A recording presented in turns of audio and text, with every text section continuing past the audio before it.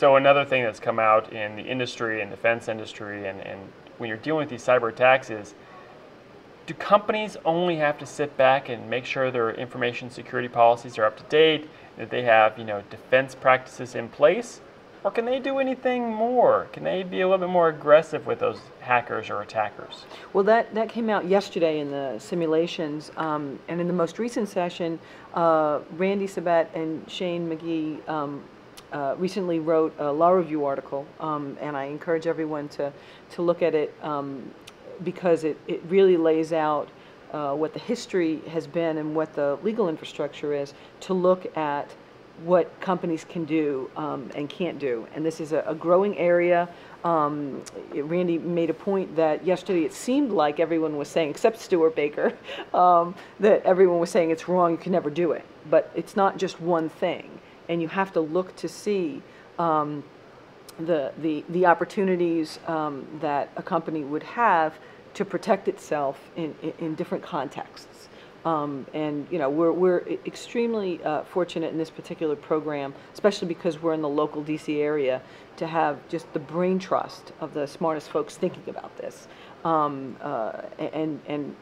any of the people on the faculty that have been speaking in the last couple of days are really creating the law in this area and really moving things forward, and in collaboration with the folks on the substantive security side to understand what the challenges are and what the actual threat is.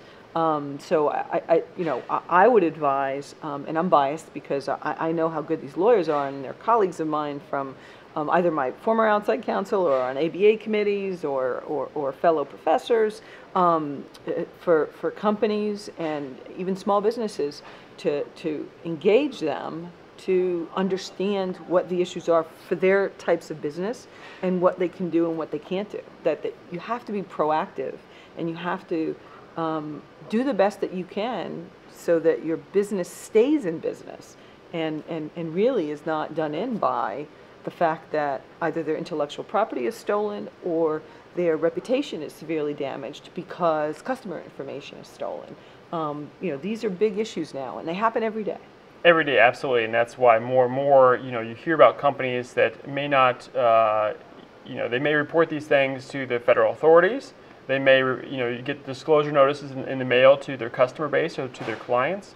So what level of collaboration is required of companies these days, or is a good practice for companies in working with government officials and law enforcement?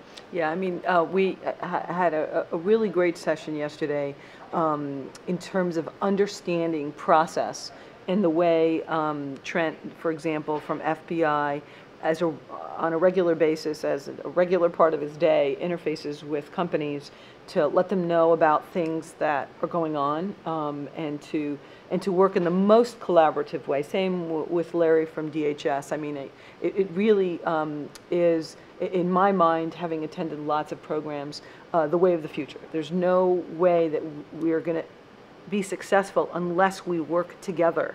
And I think, and one of the things that was brought out in one of the panels, but the ISACs have, and particularly in financial services, really taken this to the ultimate level in terms of being able to share the kind of information you need to share across competitors, but only a select group, people who are clear, people who, the most trusted individuals on behalf of the industry and, quite frankly, the country, to share the kind of information that's going to protect everyone. And I think that model, and there are many sectors that are doing the same thing, but that's going to be the model ultimately, I think, within industry, where we're going to be able to share the kind of information, not the personal data that folks are concerned about, because I care about privacy and have for longer than most folks, having started doing international work 15 years ago in this area. But to the extent that the security people cooperating, collaborating, both within their sector and with the government folks who are helping out on this front, General Hayden uses a great analogy that I think as a teaching tool, and he's a great speaker and a great teacher, when he talks about and he's the former Air Force, if the fighter bombers are heading into Houston to bomb the refinery, The U.S. government has an infrastructure to prevent that from happening, because we have defenses that will spot that attack before it even enters our airspace and take out those fighter bombs.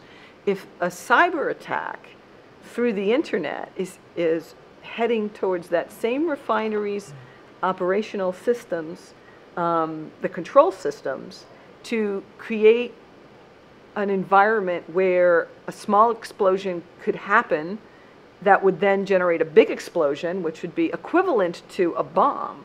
We don't have any infrastructure that enables us to do that. And I love that analogy. I've heard it over the last couple of years, because what it says is we need to work together, because that infrastructure in cyberspace is a shared infrastructure, and it requires the private sector and especially the private sector that owns the critical infrastructure working with the government and others to protect just those kinds of situations. I think, as General Pace put it in a speech I remember he gave to some folks, he was concerned about two things: nuclear war and cyber attacks.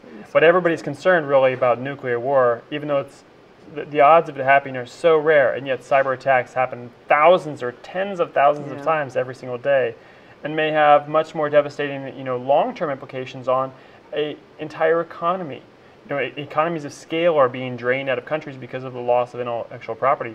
Yeah. So coming away from a conference like this that's talking about cybersecurity in the law, I know you teach at George Washington University here in DC as an adjunct professor.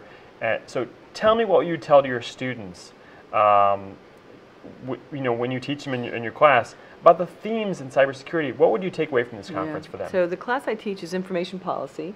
Actually, Randy Sabet taught it before me and recommended me, and I repurposed his materials, and I always acknowledge that. And I teach students getting a master's in computer science or a joint certificate in computer security and information assurance, and they're employees at a government contractor, so they're very sophisticated students. They work full-time. They have clients both in the government and in the private sector. And I teach them, well, number one, I teach them to sleep with the Constitution under their pillow. I want them to know what the law is, because they're not lawyers. Right. But they are developers. They are the folks writing policy, running systems. And what I want them to think about is caring about the integrity of the systems, caring about doing things in a legal way, but understanding how you have to work together. I have them do group projects. And I bring in actually guest lecturers. Trent came in from the FBI, along with Major Bodette, who's the Chief of Law Operations at Cyber Command, to talk about exactly the way the process works. We talk about big data. Had Bob Flores, who's the first Chief Technology Officer at CIA. Now he's with Applicology's his own company.